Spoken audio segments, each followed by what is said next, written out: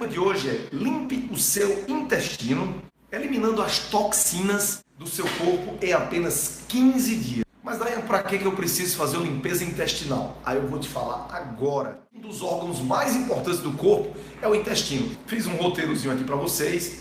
Nossos alimentos passam pela boca, a primeira fase da digestão, tá certo? Depois passa pelo estômago, que é a segunda fase da digestão. E tem a terceira fase, que é quando ela passa pelo intestino, onde você faz a digestão dos alimentos, absorve os nutrientes e a água, né, e elimina o bolo fecal, tá bom? Na primeira metade do século passado, antes do ano 2000, existia um cara chamado Arbuthnot-Lane.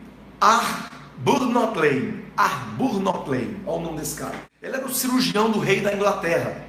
E ele começou a fazer uma cirurgia de amputação de pedaços do intestino. E o que aconteceu? Esse cirurgião começou a observar que as pessoas começavam a melhorar de outros sintomas. Tiravam um pedaço do intestino e começavam a melhorar de outros problemas que não tinham ligação direta com o intestino. Então, essas e outras experiências fizeram com que esse cirurgião Lane entender que a intoxicação intestinal, ou seja, o intestino poderia intoxicar e contribuir para o adoecimento de outros órgãos. A medicina convencional, ela não entende que o intestino é a causa de muitas doenças. Se você for ao médico convencional com enxaqueca, se você for um médico convencional com candidíase vaginal, ele não vai querer nem saber como é que está o teu cocô, ou como é que está o teu intestino. E se você falar, você é tido como doido, como abestalhado, como picareta. E hoje vocês vão entender. Eu quero falar para você que também teve um médico e um escritor chamado Bernard Jansen. E ele diz o seguinte, que a medicina convencional só leva em conta o efeito de agentes infecciosos externos. Ou seja, só que causa doença é vírus, bactérias, protozoários. As doenças vêm sempre são tratadas assim. A medicina convencional não entende, segundo esse escritor, não entende que as toxinas podem surgir do próprio intestino, de dentro do intestino. Então nós precisamos saber que o intestino tem uma gigantesca área de troca e tem contato com o meio externo através dos alimentos e que representam um dos órgãos mais influentes do nosso corpo. Principalmente as últimas partes, que são o cólon e o reto. São uma das partes mais importantes, porque nessas áreas é onde se completa a digestão e a absorção da água, vitaminas e minerais e aminoácidos e muitas substâncias medicinais que nós usamos. Então o que é que acontece quando as paredes do nosso intestino não estão sadias? O que acontece é que a parte interna, a mucosa, ela começa a inflamar e ela perde a sua impermeabilidade. Nosso intestino não é tudo que chega lá que entra, não. Não é tudo que chega que entra. O intestino seleciona, mas às vezes, quando ela começa a adoecer, vai deixando passar tudo. E começa a deixar passar coisas estranhas, ruins, inclusive micróbios, cândida, toxinas, fragmentos de alimentos, glúten, e vai passando para a nossa circulação. E vão gerar muitos sintomas. Por exemplo, se você tem um desses sintomas, você pode ter um problema no intestino, e é por isso que você não fica bom. Por exemplo, enxaqueca, alergia, acne, espinha, artrite, psoríase, candidíase de repetição, retenção de líquido, ansiedade e muitas outras que a gente vai falar, tá bom? Quais são as causas mais frequentes desses distúrbios intestinais?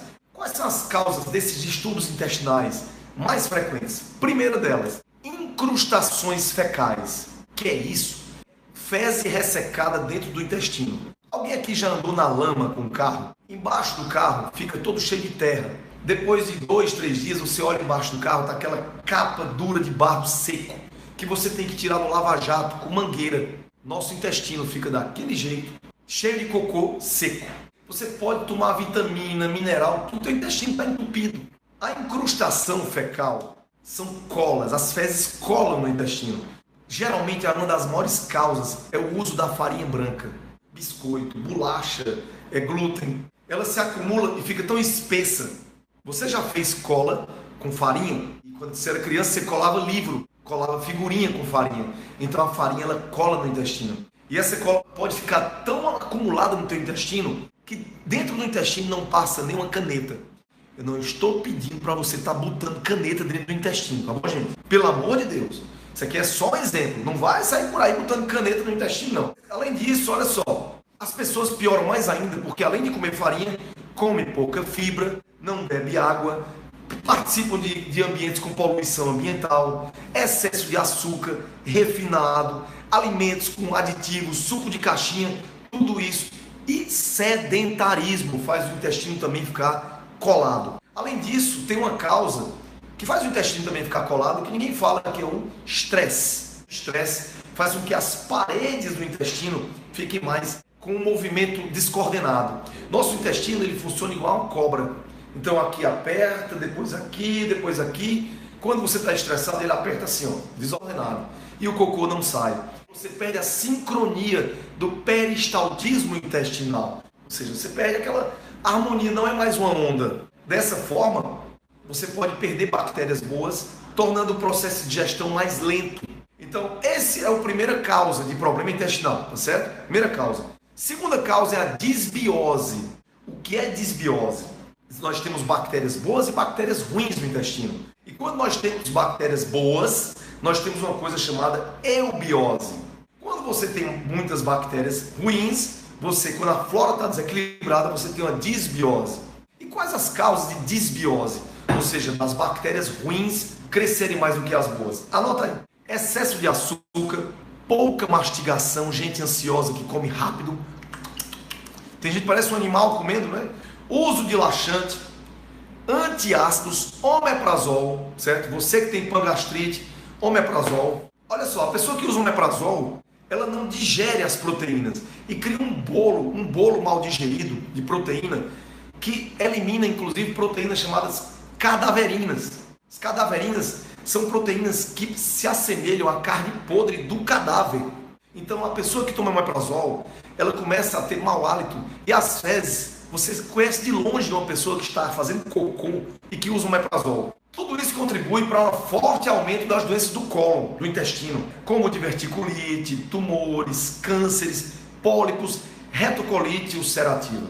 Uma terceira causa de problemas intestinais é a inflamação intestinal. A inflamação intestinal ela é provocada mais pelo estresse, ansiedade.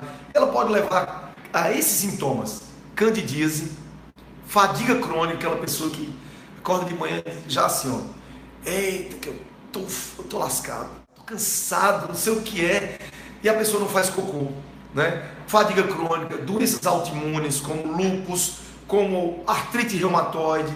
A medicina convencional não trata lúpus, não trata artrite reumatoide, só tapa buraco com corticoide, só tapa buraco com imunossupressor. A medicina convencional não trata retocolite ulcerativa, não trata doença inflamatória intestinal. Nós enganamos os pacientes são enganados. E o pior, o ceticismo está acabando com as pessoas. Pronto, falei. O quarto problema é a hiperpermeabilidade. O que é a hiperpermeabilidade? O seu intestino, ele não deixa passar nada, só o que ele acha que é importante. Mas às vezes ele pode ser estuprado. O intestino pode ser estuprado por moléculas, por exemplo, como glúten. Pode ser a causa de uma doença chamada doença celíaca. Então, essa hiperpermeabilidade, o intestino deixando passar tudo, pode causar doença celíaca, artrite, asma, candidíase repetição. Você está vendo que é muita coisa. As toxinas passam para dentro do corpo porque não há barreira do intestino. E aí você pode ter, sabe o quê? Teu intestino funcionando mal. Você pode ter mau hálito. Sabia que a causa do mau hálito pode ser o intestino funcionando mal? Depressão. Você já foi tratado de depressão? Alguma vez o teu médico perguntou como é que está teu intestino? Não. Você fica tomando tarja preta, mas ninguém quer saber do teu intestino. Você pode ter nervosismo normal, rinite, sinusite, eczema, dermatites, acnes, cravo, envelhecimento da pele, dores articulares, aquelas dores nas juntas do dedo, além de queda da imunidade. Tudo isso pode acontecer. Essa condição, ela abre portas para vários problemas de imunidade. E a quinta e última causa, glúten e doença celíaca. Na doença celíaca, o nosso sistema imunológico, ele cria uma defesa contra o glúten. O glúten vem do pão, bolacha, biscoito, farinhas, vem do croissant, de tudo que você acha gostoso. E o nosso corpo cria uma defesa contra o glúten, mas acaba atingindo o intestino. E você pode gerar magreza extrema e pode levar até a morte. E um dos primeiros sinais, aí eu quero que você entenda, será que eu tenho intestino inflamado? Se você tem esses sinais aqui, você pode estar com o intestino inflamado. Aparecimento de cravos, espinhas, inflamação na pele. O problema é que as pessoas começam a ter espinha demais no corpo, cravo, e usa pomada. A espinha, gente, é o teu corpo botando toxina para fora. Tem adolescente comendo cheeseburger, x-egg bacon, presunto, maionese. E o que acontece? Um menino enche a cara de espinha. E o que é que o médico diz? Isso é da adolescência, isso é hormônio. Não é não, gente. Isso é comida, toxina. O que é que o dermatologista faz? Dá aquele remédio, que eu não posso dizer o nome.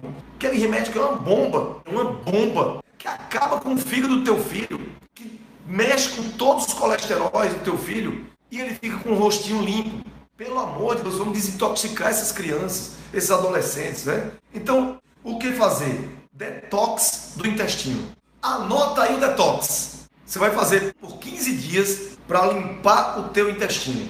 Café da manhã. Primeiro, não é café. Isso aí é só para quem quer melhorar o intestino mesmo. Por 15 dias só, gente. Você vai fazer isso 3 vezes no ano. Uma maçã verde, água com limão e kefir. Você vai fazer um suco detox. No suco detox, meia cenoura, uma folha de couve-manteiga, uma folha de espinafre, 4 gotas de molho de pimenta da marca Tabasco. Não sou patrocinado pela marca Tabasco, tá certo? É só porque a pimenta é uma pimenta boa e é uma pimenta com menos produtos químicos, tá certo? É mais confiável. 4 grãos de pimenta do reino, um maracujá, um tomate, sumo de 2 limões, 4 folhas de hortelã, uma fatia de 1 milímetro de gengibre, água a gosto e gelo. Não coar, não coa, tá claro? Anotaram aí? Esse é o seu café da manhã. Não vai lanchar. Tem lanchezinho 9 horas. E o que você vai comer no almoço? Anota aí o almoço. Quinoa, você vai lavar a quinoa e depois cozinhar. Legumes e verduras, de preferência no vapor. Frango ou peixe. Pronto. Só isso, sem sobremesa. E o jantar à noite, o que é que você vai fazer? Quinoa de novo, legumes e verduras, só que aí é só crus, frango ou peixe ou ovos. Agora, não esquecer da vitamina D, ou seja, o intestino precisa de sol. E o que você deve evitar? Alimentos à base de soja, certo? Porque a nossa soja brasileira está contaminada. Você deve evitar doces, carne vermelha. Alguém pode dizer assim, mas você falou que carne vermelha é bom. Eu falei que carne vermelha é bom, certo? Mas para o processo detox, certo? Que eu estou propondo, são só 15 dias, você vai cortar a carne vermelha, tá bom? Corta.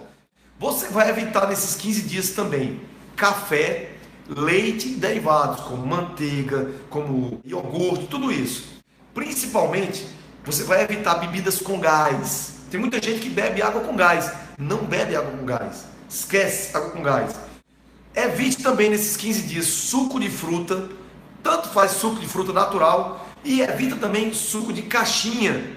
Evite suco de caixinha também, tá certo? Evita suco de caixinha. Evita sucos com conservantes, tá bom? Você tem que evitar pão. Tanto faz integral ou não. Prefira frutas da estação. Coma frutas da estação, frutas frescas, frutas maduras, tá certo? E não misture alimento com fruta. Não misture salada no almoço com fruta. Isso atrapalha a digestão. E eu quero dizer a vocês que vivam com saúde, vivam com paixão e principalmente com Deus no coração. Um abraço para vocês, gente. Tenham um excelente